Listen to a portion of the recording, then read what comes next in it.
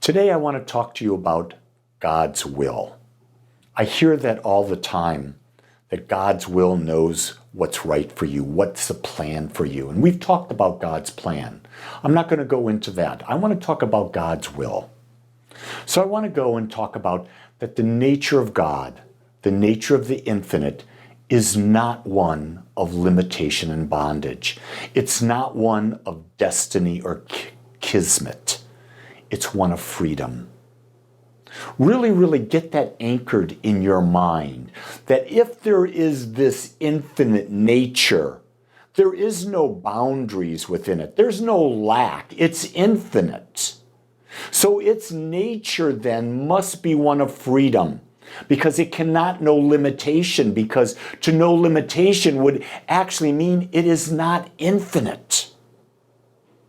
And then when you take that idea that the one, the infinite, is there, Ernest Holmes said this. He says, our divine inheritance is self-sufficiency, perfection, peace, wholeness, and it must include self-expression and accomplishment.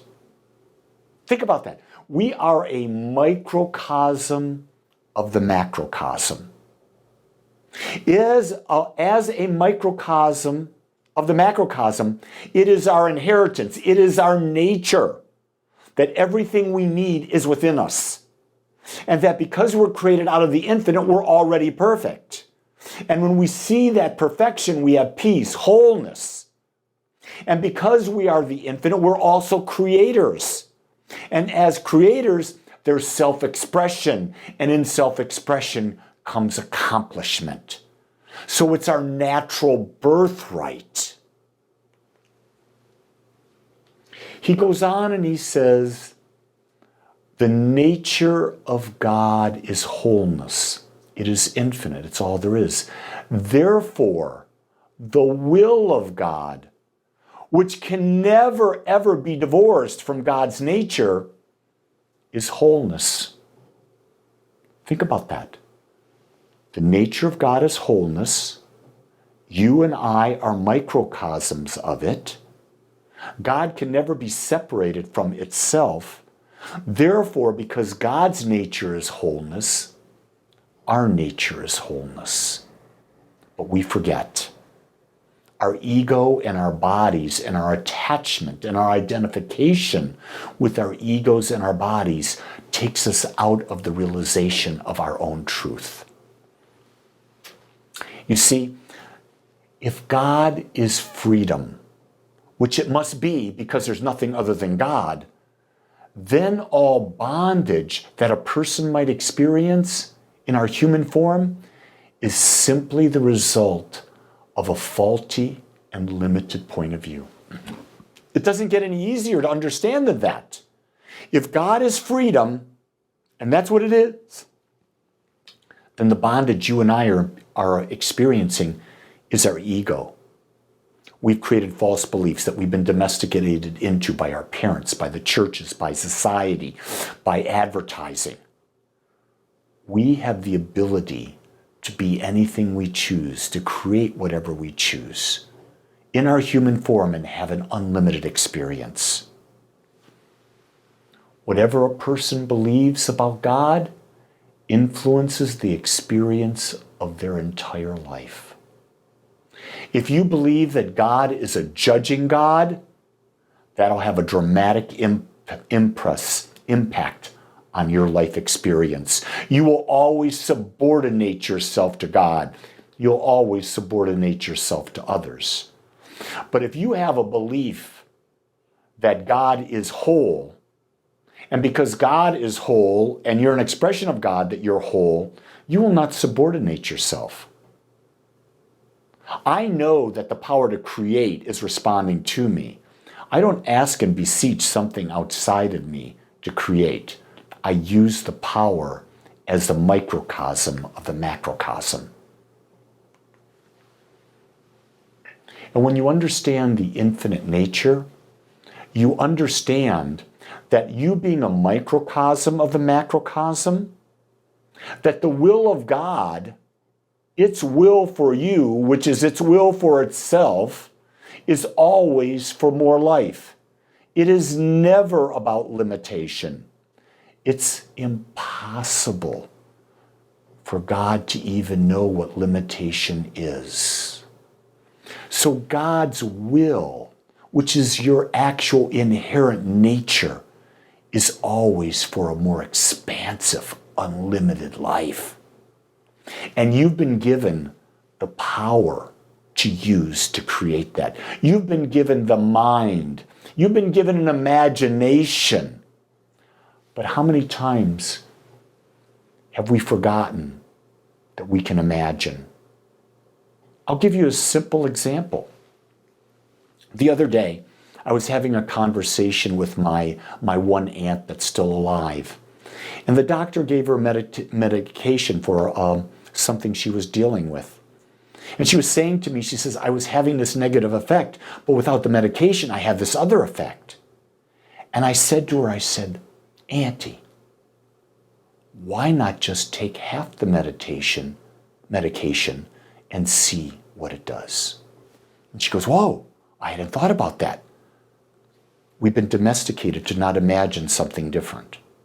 I wasn't imagining anything new. I was saying, well, wait, if the medication's giving you a side effect, what if you cut down the dosage? We have minds that are powerful. And the key thing to understand is there is nothing in the universe which opposes our good except our misuse of the law, which is itself is good. So let me define good. Good doesn't mean right or wrong. Good is what are you directing your thought at? When it says opposes your good, it opposes what you want. There's nothing that opposes what you want. The law always responds to the nature of your belief. The law always gives you what you believe. What you believe is what we consider as good. It's your belief. Now here's the key thing. Is it a conscious belief? Or is it an unconscious belief that you didn't even know you had? That was blindly accepted into you when you were young? That you've been domesticated into, brainwashed into by society, by the advertising going on? Oh my God, the advertising out there.